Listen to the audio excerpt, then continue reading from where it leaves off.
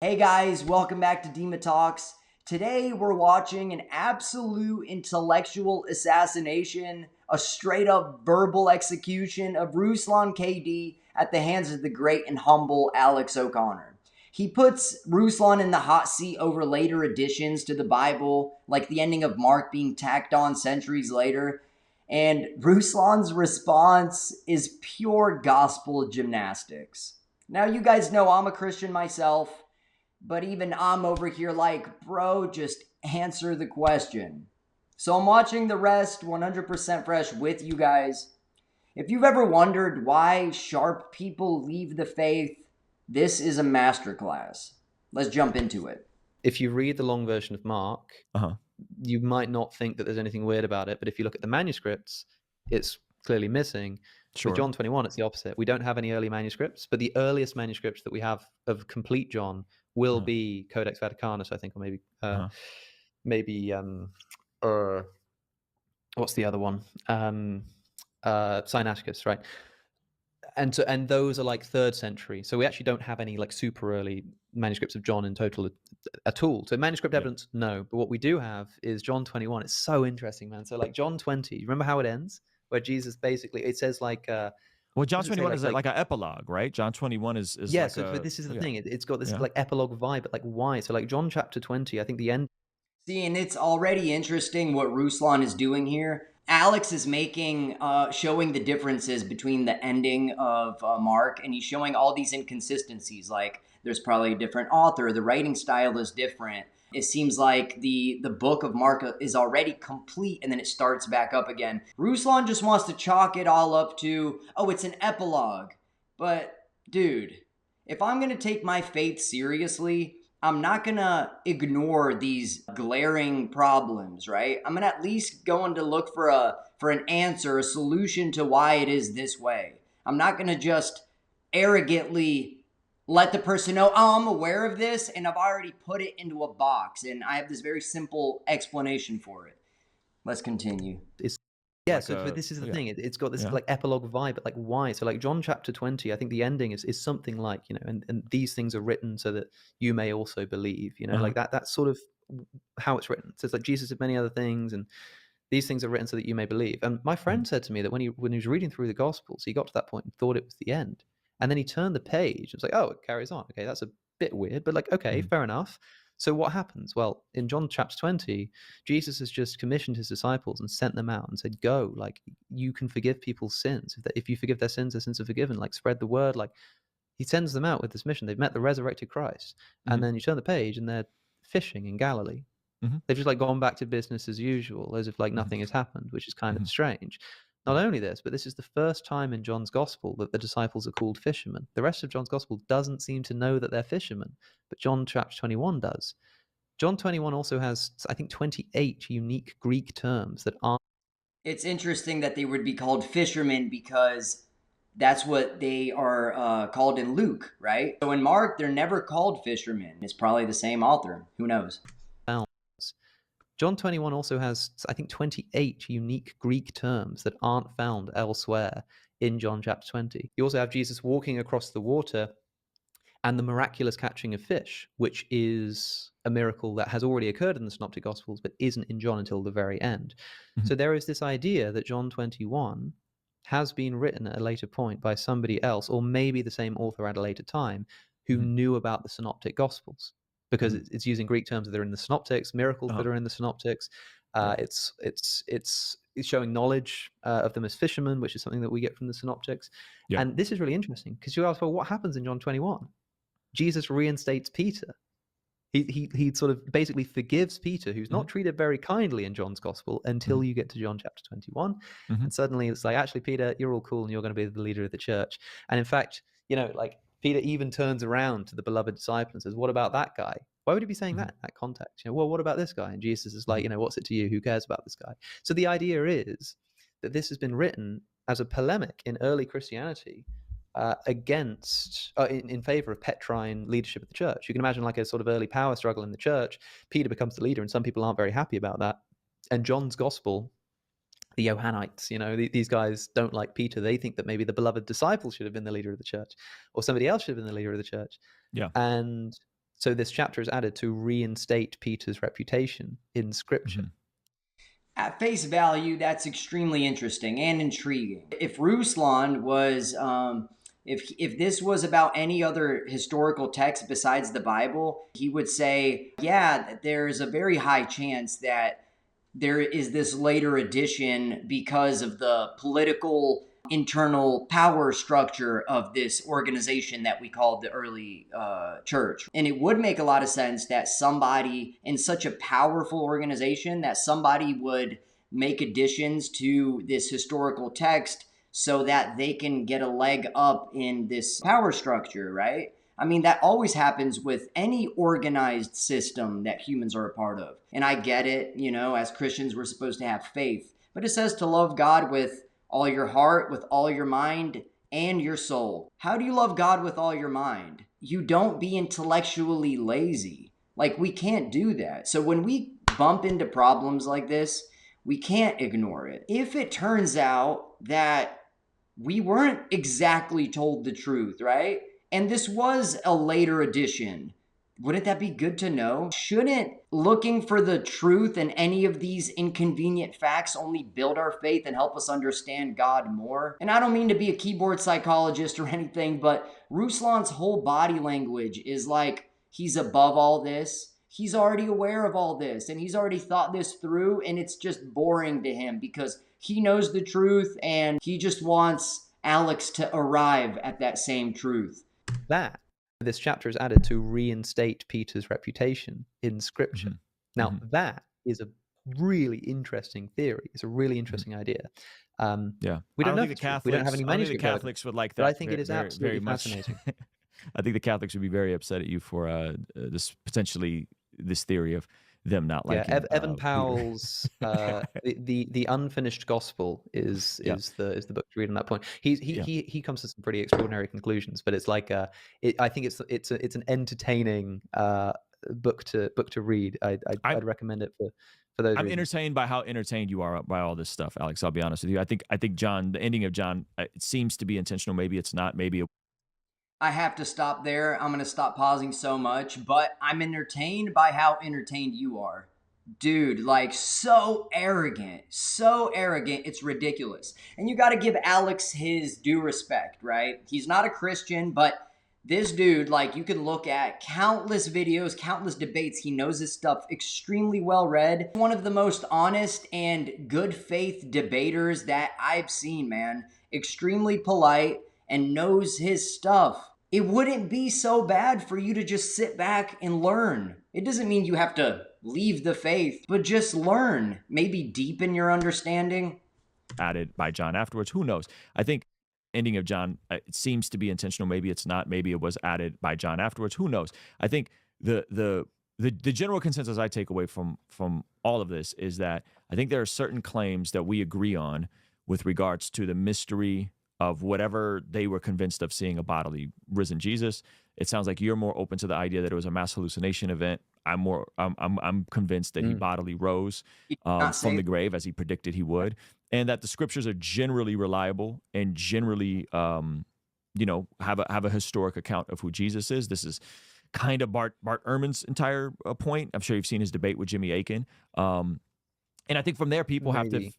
Yeah, you should watch it. I think you'll actually really like it. I think from there, there's this consensus on Jesus was a historical figure. Jesus was really crucified. All the arguments you've made, and we have to figure out what are we going to do with the resurrection account. It sounds like you're going to default to, hey, I think it was a mass hallucination, or that's the most logical explanation to me. I'm going to say, based on the arguments and the application and transformation in my own life of what Jesus has done for me, I'm going to stick to the idea that Jesus really is who he claimed to be. He predicted his death, he died, and he rose, and he's added the most amount of good to. Do you see how Ruslan completely reframed the whole argument and the whole conversation? The conversation has nothing to do with whether Jesus rose from the grave or not, whether he was the Son of God. It's just a lot easier for Ruslan to frame this whole thing as, I'm just a believer trying to bring this unbelieving heathen to the truth of the gospel. But how are you going to bring this unbelieving heathen to the truth of the gospel if you just completely dodged what he just said? You would think that who wrote these gospels would be a major important fact, but a critical thinker who is very carefully looking at every single detail, you're doing nothing but pushing them away. Stick to the idea that Jesus really is who he claimed to be. He predicted his death, he died, and he rose. And he's added the most amount of good to society as a whole. And I think where therein lies, like, you know, we can talk about all these fascinating things, which I'm genuinely fascinated that you're fascinated by all this stuff. Like, I think it's very interesting. But I ultimately the reason it matters. Yeah. Go ahead. No, I was just gonna say, ultimately, I think like people want you to come to a saving faith, Alex. Like, I think that's our heart in having these conversations with you. Even though you're not as non-combative, you are non-resistant, and we're gonna we're praying and hoping that, you know, that the Yeah, it's so hilarious. Like, it's the Christian mask that we put on. The generic laugh, the generic smile. It's Christianity Incorporated, you know? Good Lord. and we're gonna we're praying and hoping that, you know, that the Holy Spirit gets a hold of your heart, bro. And I think that's the because this stuff can get in the weeds, and a lot of this stuff is beyond anywhere near my area of expertise. You're way smarter than I am in some of this, but I do think, like, ultimately, what do we do with that mystery of the resurrection, and what do we do with the teachings of Jesus, and how do we interact with them? And yeah, so I'll let you. What do you do with Matthew 27? Is it 27 or 28? Where it must be 27. Where 17. I think I'm getting mixed up. Wait. And Alex so elegantly just redirects back to a very friendly but very detailed debate. Matthew 27. I think it's in Matthew 27. Mm-hmm. The opening of the tombs. What do you do with that? What do you do with Matthew's narration of the tombs of Jerusalem opening? The holy ones walking around and appearing to many. Let's go. Do you think that happened? Yeah, I think it totally happened. I think he healed Lazarus. He healed the other woman. He raised himself from the dead. Absolutely, I think it happened. I think, yeah, I don't think it's metaphorical. So it's like he has a pattern of healing people, man. Like, pretty fire. He rose Lazarus from the dead. Like, unequivocally, that is what was stated. And so if he raises Lazarus from the dead, and he raises the girl from the dead, but like loads of like dead people walking around Jerusalem and just like appearing to people. I think it's possible, yeah. Likely, I think so. We could look at the exact passage, but yeah, do you have a thesis as to why that might not be recorded in any other gospel or Acts or Josephus, given that this would be the most extraordinary event in the history of the human species? Why was it not written into other accounts? Maybe because of who Matthew was writing to. I know in terms of the tomb. Ridiculous response. That's a ridiculous response. An event like that, very likely, if that happened, it would be recorded not only in all the Gospels, but it would be recorded by secular historians of that time. And you know what? I'll be honest. I'm a Christian, but I don't know if that literally happened. This is the way I view it. I'm a Christian because there are so many things that I've read in the Word that have built my life and connected to me on an extremely deep level, right? The Christ crucifixion story, the roots of that story have spread through every facet of reality. The depth and the wisdom of the Bible as a whole, right? I also believe in a creator, and the Bible's account is the most plausible to me. But am I 100% sure about everything it says in the Bible at all times? No, I'm not. Like, I have to be honest. And if I'm going to be a Christian, I cannot just go with the status quo and just parrot everything that Christianity as a whole says, because then that wouldn't be personal to me, would it? And every time somebody says, I 100% believe every aspect, I don't trust them, man. I'm not saying that it didn't happen literally, but maybe it didn't. Maybe it was something that we can't understand exactly. Maybe it wasn't just metaphorical, but maybe it's archetypical of a deeper meaning or symbolic, or maybe it was a later false addition. You know what I'm saying? I have to be open to these things to remain honest with my approach to Christianity. The context of their accounts, maybe because of who Matthew was writing to. I know in terms of the tombs, like the context of those tombs is that the folks who were buried in tombs weren't just like regular people; they were more affluent, rich people. You know, so maybe this wasn't as. Say again? Are you saying that the Gospels are? Are you saying that the Gospels are written with an agenda? No. Have you got the verse? Yeah, I got the verse. Let me just flesh out this thought. So what I'm saying is, if poor people weren't buried in tombs, perhaps it wasn't this mass event where there's thousands of people coming out as zombies. Perhaps it's just the group of people that were faithful to following the God of the Yeah, Bible, well, it says following the holy Yahweh. ones, right? So it's not Yeah, the holy everybody, ones. but it does And so say that people they who appear can be, to many, right? yeah. Yeah, so I don't know if And so there's the thing is, thousands going up, but yeah, I believe that people there's will people say that that probably got up. I'm not 100% sure if it says that they were raised out of the tombs and actually went around and like spoke to people to where anybody could actually record this event. But Ruslan is right in the fact that there is multiple different ways we could actually view this event, and it wasn't necessarily this thing where everybody found out about it. Who knows? people will say it's an argument. Going up, but yeah, I believe that People there's will people say that that probably got up. people will say it's an argument from silence for me to say that it's strange that it's not in other materials. But bear in mind that we have 4 accounts that climax at the time this is supposed to have happened, right? And as I say, this would be the most extraordinary event that humans had ever seen. Now, people will later understand that the resurrection of Jesus is like more important, but just like crudely, as like a random guy in Jerusalem, if you see Jesus get up and like walk around, you'd be like, whoa. If you see like a bunch of people getting up and walking around the city, you'd find that more amazing. So this would be for the onlooker the most amazing thing that has ever happened. I would say there was no social media back then. I'd say Jesus had risen 2 people from the dead prior to that. That isn't written about in other books, right? Like Lazarus would have been a huge deal. We don't see Josephus writing about Lazarus. We don't see other historians writing about Lazarus. So if it's a couple of people, a handful of people, maybe. And that's a problem too.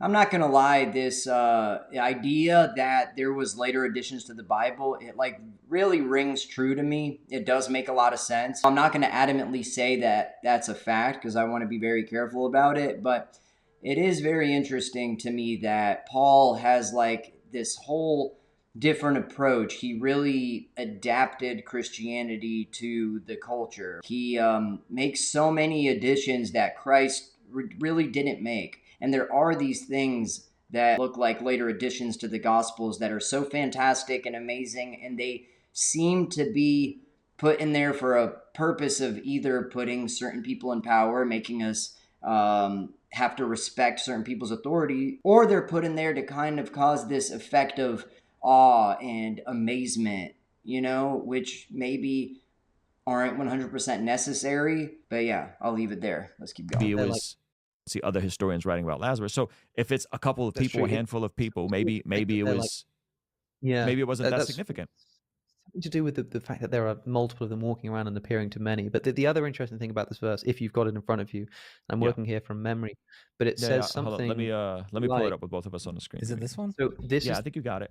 Give me a sec. So this is the time of Jesus' death, right? So right before this, Jesus dies. This is like when Jesus dies. Sorry, Alex. I'm trying to pull it on the screen. Give me one sec, boss. Sure.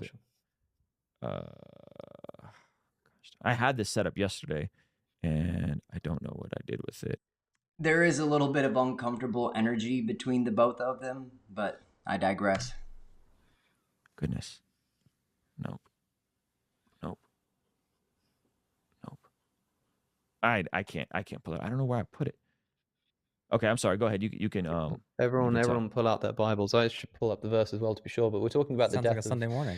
Yeah, sounds like Sunday morning. The death of Jesus here, right? Like, so Jesus is. The next day, the one preparation, the chief priests and the Pharisees went to Pilate. They said, "So remember that is that the no? It's earlier, right?"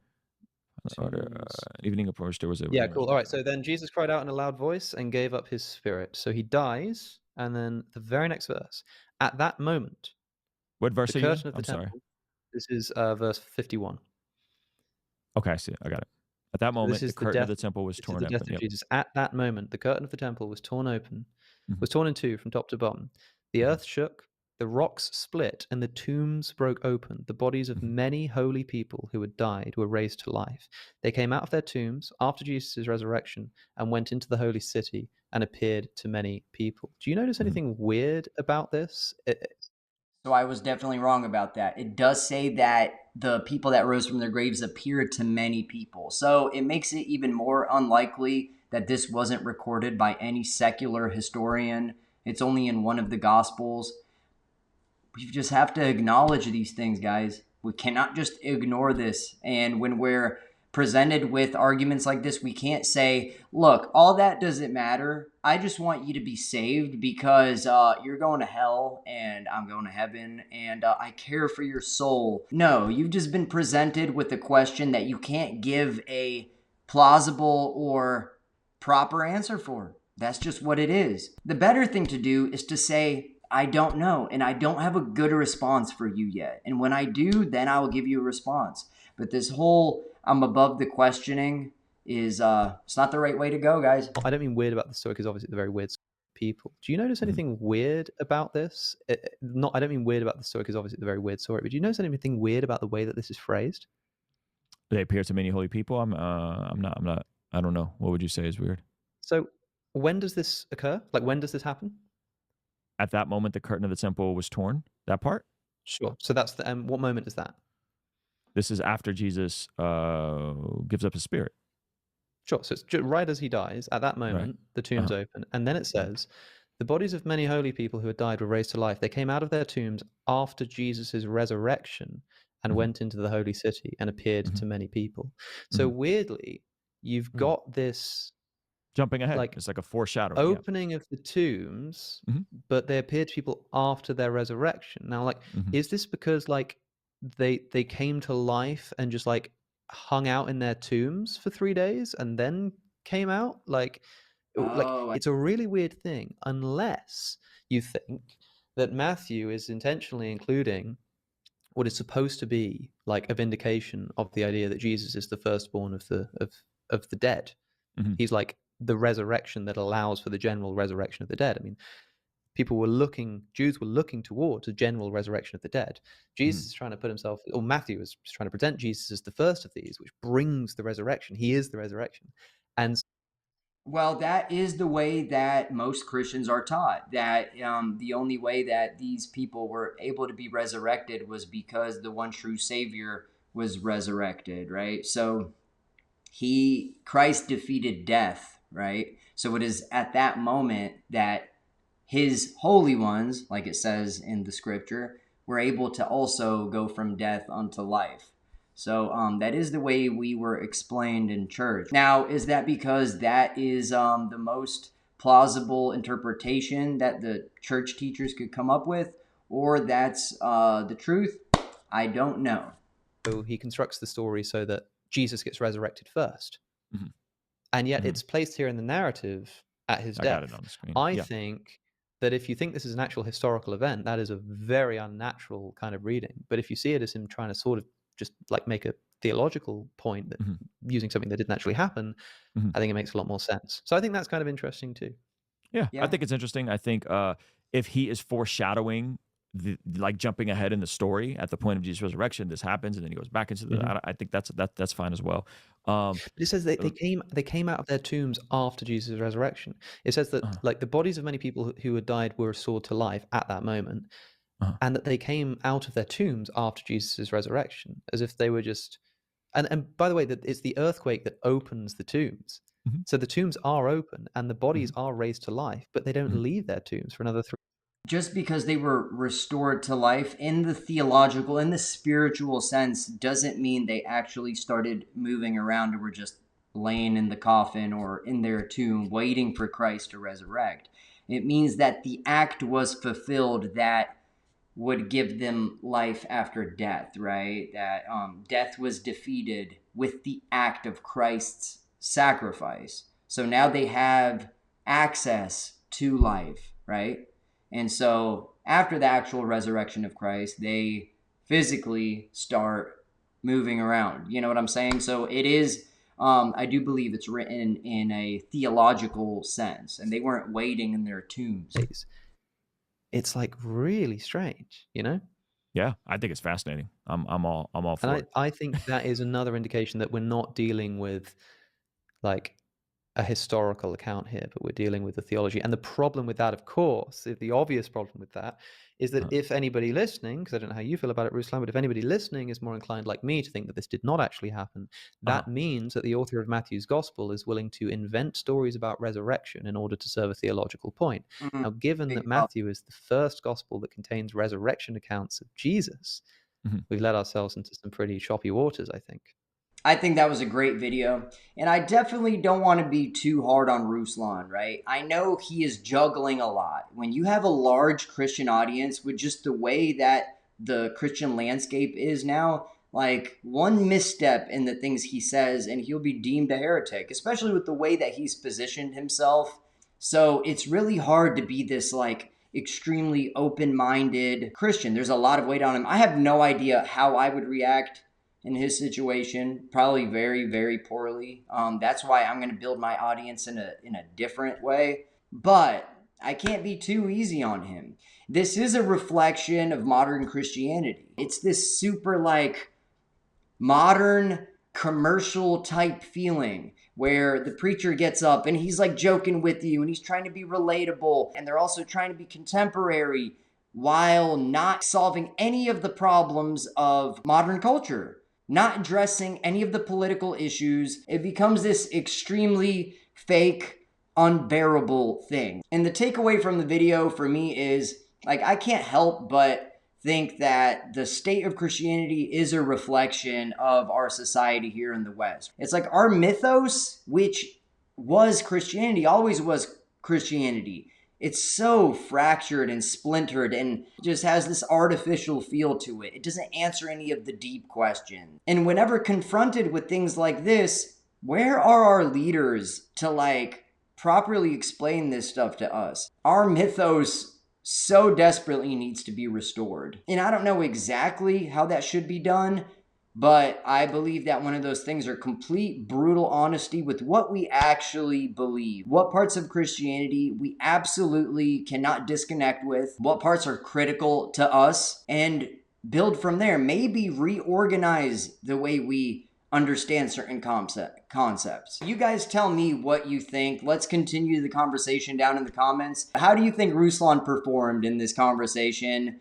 What do you think the state of Christianity is? Is it even viable for it to continue as it is in America or in the West in general? I think it needs to be reformed majorly. But thank you guys so much for watching the video. Please hit that like button, ring that bell, and subscribe to my channel. I'm going to be putting out video after video now. I'm back, and it's going to be religion. It's going to be politic commentary, and just like current events and stuff. But it's always going to be straightforward. It's going to be from the heart. And as always, I love you guys. God bless. And I'll see you next time on Dema Talks.